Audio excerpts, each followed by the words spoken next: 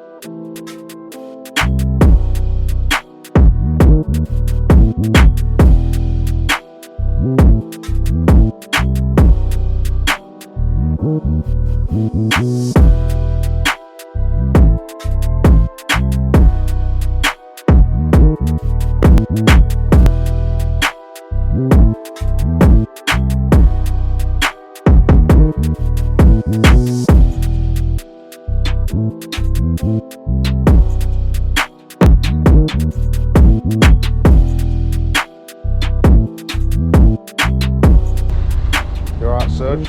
Thanks for coming on the channel, mate. That's alright. It's a nice clean car you got here. Thank you very much, thank you very much. Took me 5.5 years to find it, so finally got it. It's now my 5.5 years. 5.5 years. I was going to say, it looks prestige. Yeah, I've spent a little time obviously detailing it, because that's obviously what I do part-time as well. So Yeah, you can see that there, people. Yeah. If I'm honest, it's very few that I find. So Yeah, no, I was going to say, look, I'm normally, you don't really see them in white either, do you? Nah, that's the thing. The only other one that I've seen in white was actually on Instagram with a guy from America. Yeah. And that was obviously when I first started like driving and stuff again, about 5 years ago when I first started looking. Well, yeah, you said previously about the cream leather interior. Yeah. Like you said yourself, because I've not seen it on no other Mk6 Rs. So yeah. I've always usually seen it either with black leather or material seats, but not cream leathers. Yeah, to tell you the truth, you don't even really see Mk6 Golf R's totally original and standard either, do you? No, everyone usually does something to them. Like Yeah. most that I've done is obviously a head unit and like dust caps and wind deflectors, but Yeah. performance-wise, otherwise, looks-wise, it's all stock. Yeah, we won't go too much into it now. We'll say a bit more when we're driving the car, like what you want to do to it and any plans or anything. But yeah, people, we're going to get in the car now. He's going to take me for a drive. I'm going to give you my honest opinion on the car. And yeah, see you guys soon.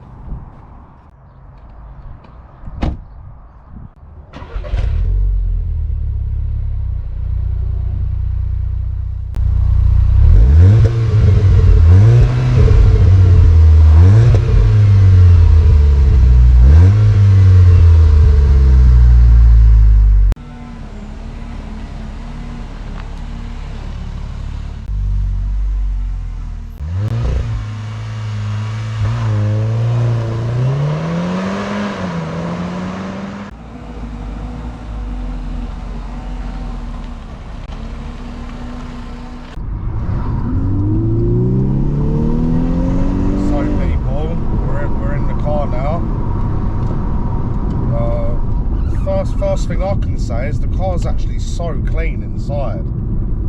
Like, obviously you say you're a detailer, Yeah. but like the car is mint. Yeah. For the year of it as well. It was well looked after from the previous owner, I can tell. So. What, was he a detailer as well then? It's like the cleanest Mk6 I've seen. I reckon he probably was, you know. He looked like he was into cars because I could tell he had a sub in the boot. Yeah. So it looks like he was into it a little bit. So what's your best feature about the car? If I'm honest, out of everything, the steering wheel and the centre, like the cluster. The clocks and stuff, yeah. That's what did it for me. So like my original Mk6 that I first bought, that was one of the things I wanted to change into this. So like you like the cockpit then, like the dashboard. I've just always loved it. Yeah, I've got my glasses on today, people, my sunglasses, because I've got the worst hay fever ever. So if I take them off, I'll end up, the sun will get in my eyes and I'll be sneezing the whole way. But yeah, this car, people, is totally original. There's no modifications done to it whatsoever, is it? It's exactly how it comes. out the showroom. So have you got any projects to do on the car, or? First thing, if I'm honest, is sound system. So I've already got all of it ready. I just need to get it installed. Yeah. But after that, probably then I'll start going towards sort of performance, going into stage 1, maybe stage 2. Because you were saying when we was walking around the car, you wanted to maybe either fully forge this engine and go big turbo, or maybe actually put an R32 engine in it and forge it and go big turbo. Yeah, so I'm going to do a little bit more, obviously, while I'm doing my sounds and stuff and getting that all prepped, I'm going to do a little bit more research into it, see what will be the best for me as to how I want the car to drive. Yeah. And so on and so forth, just to see from there what would be better for me in order to drop a 3.2 lump into the hood, or... Well, a lot of people do that, don't they? That's the thing. Because I know a few people what have actually had their cars R32 lumped in a different, even like for instance one of my friends, he had it an R32 engine put in a caddy van. So they all seem to fit in the VW sort of platform. The engine goes in most Audis and VWs. Yeah, it's very much sort of plug and play. So, because obviously this is 4-wheel drive as well. Yeah. So is the R32. So obviously all of that sort of very similar. Runs the same sort of platform. So it's literally, like I said, plug and play. So it's not too much of a hassle. Yeah. Where you have to change like the drive chassis and everything else and things like that. But it's quite rare as well to have like sunroof going back to the car. Yeah. Like all the little optional extras you've got on this car seems quite fully loaded. It don't seem like a budget spec, you know what I mean? Yeah, no, it's not. So whoever obviously pulled this out of the showroom, they knew what they were doing when they had it like made. Obviously, there's a lot of optional extras on it. Obviously, there was one extra thing that I've added, which was the rear view, the rear camera reverse. But other than that, yeah, it pretty much came with it all: front and rear sensors, heated leather seats, electric folding wing mirrors, sunroof, you know, LED lights on low lights. Yeah, it came with, so obviously some of the R's come with standard 18-inch. This is obviously coming with the upgraded 19s instead. So it's got quite a few extras. Is there? Yeah. So there's probably not even many more extras you can get for this car, is there? Not that I could imagine, if I'm honest. So it's not too bad. Well, from being in the car for literally how long? 5 minutes. Yeah. Like the car guys feel so smooth. Like I know it's a Mark 6, but I didn't think it would be this smooth. I've always thought Audis were more smoother and a better car, but now I've been getting into VW Golf Rs, like the Mark 7.5s, the 7s, and now the 6. I don't know, it's sort of changed my mind. I think VW like Golf Rs are better than S3s now. Because I had a S3 in this shape. Okay. Obviously, it was a 10 or 11 plate. So it had all of the obviously flat bottom steering wheel, DSG, the screen, like the cockpit and all that was actually nice on that year. I think they've started dropping the newer they got after this sort of base model. It was more sort of electrics rather than, do you know what I mean? It's all sort of fancy dials and like digital screens and stuff like that, rather than the old school way of buttons and stuff. Yeah, so this is what I mean. I don't know, it all depends on what you like, really. Like you said, you could have afforded to buy a Mark 7. Yeah. Because I had the Mark 5 GTI before, so obviously I knew from previous, obviously, as to what it was. I've had a Mark 6 before, but if I'm honest, like all the cars I've had, the Mark 6 is what stuck with me, made me like what I liked the most about the cockpit and stuff as well. Yeah, no, it's true. And being a hatchback as well, sound system wise, it boosts it that much more. Sounds that much better in a hatchback. I've always liked a crystal clear sound system. Yeah. Not many people, like, even when you go to car meets, so you just hear them vibrating everywhere. Yeah. Apparently the Mark 5, I could be wrong here guys, but apparently the Mark 5 and the Mark 4 Golf had the best sort of the boot for equipped like doing sound systems. They do. It took the power well. Yeah, Mark 6s do as well, but not as, like I said, it's not as much as obviously a 5 and a 4. It's more because they're sort of more solid panels and so on. Because obviously as the newer cars come out, they become more plastic and so on and so forth. So obviously there's more there to rattle and that. Whereas if it's a solid panel, there's nothing there to rattle. Yeah, it sounds a lot better. It sounds a lot more crystal clear. Obviously, you could do a lot to it, like sound deadening and things like that, but it adds a lot of weight to your car eventually. So performance-wise, it does start affecting it.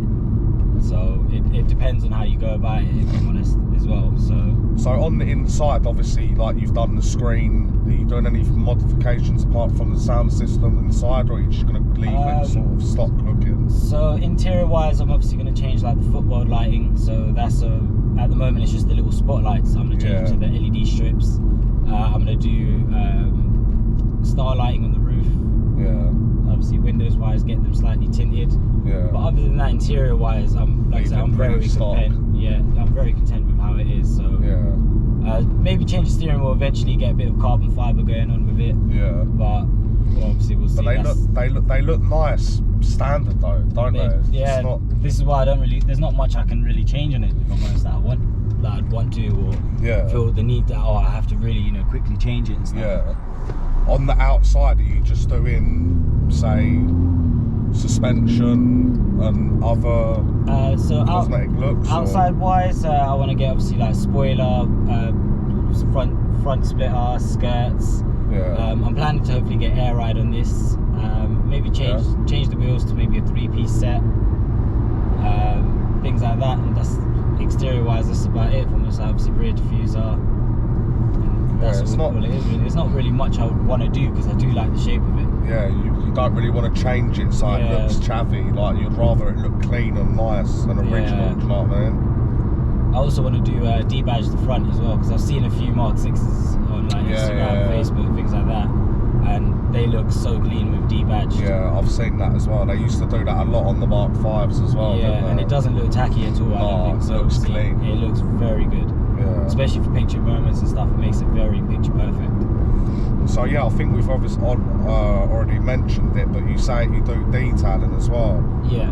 So obviously you're gonna keep the car spotless clean all the time. Yeah, because every Friday, I've already said it, every Friday is my day to clean this car, whether it comes rain, snow, hail, whatever the weather, I'm there cleaning it on a Friday. So do you do machine polishing and all that, or is it just more? Yeah. So at the moment, obviously, all I've done to this is just giving it obviously like the safe washes and stuff like that. Yeah. I've used like the spray on ceramic waxes that you can use in the detailer and stuff. Yeah. But where I've obviously given it such maintenance of every week so far since I've owned it. Yeah. It's now, if I'm honest, it's like it's already got a ceramic wax layer on it. So when you clean it, all the dirt falls off. Just falls off, beads straight off. It doesn't even take me long to clean it anymore. So it's just literally a quick in and out on it that I can do with the same amount of detail. Yeah, that's it. But obviously I am eventually trying to plan to get round to actually ceramic waxing it properly, machine buffering it, getting it all. But that's when it's going to be show ready, hopefully for next year summer. Yeah. So are you more sort of like a show and shine with a decent spec engine, or are you more of like a track sort of guy? I wouldn't say track per se. Obviously more show and shine, just to be like, talk, if we go to car shows, be able to talk to people, say, I've done X, Y, Z to the engine. Yeah. It's now pushing this amount. Knowing that if I'm at a traffic light, if someone was to pull up next to me, be it S3, RS3, exactly. I know, okay, I've got something that's able to handle it. I'm not gonna, slug behind like I used to do in my 1.6 TDI Mark 6. Something what can sort of keep up at least, do you know what I mean? Like, even though I won't kick it around on a track like that, I might eventually obviously take it on a track day, maybe in something, but at the moment that's not my goal, end goal. I do just want it just to generally run power, because I do like the power under my foot. It's very addictive.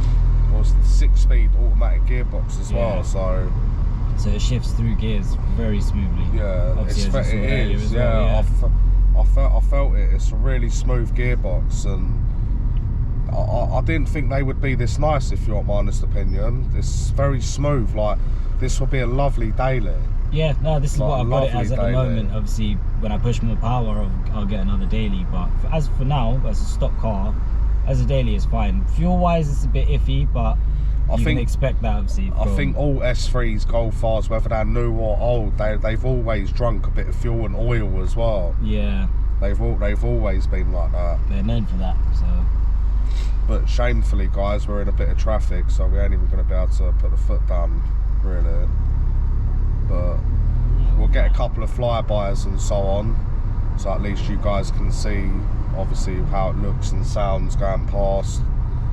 But is there anything you want to vlog, and obviously I can put in the description for you? Just my detailing, if I'm honest, that I do that, just A13 detailing. Yeah.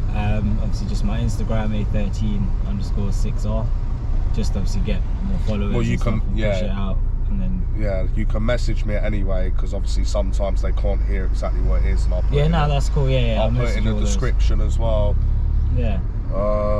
It's just shamefully, guys, we're literally like gridlock traffic, and I don't really want to blabber on, do you know what I mean, for 25-minute video with no one actually doing nothing. So I'm gonna get obviously we're gonna go somewhere now, and I'm gonna get out, and he can do a few little flybys and so on, so you can hear it.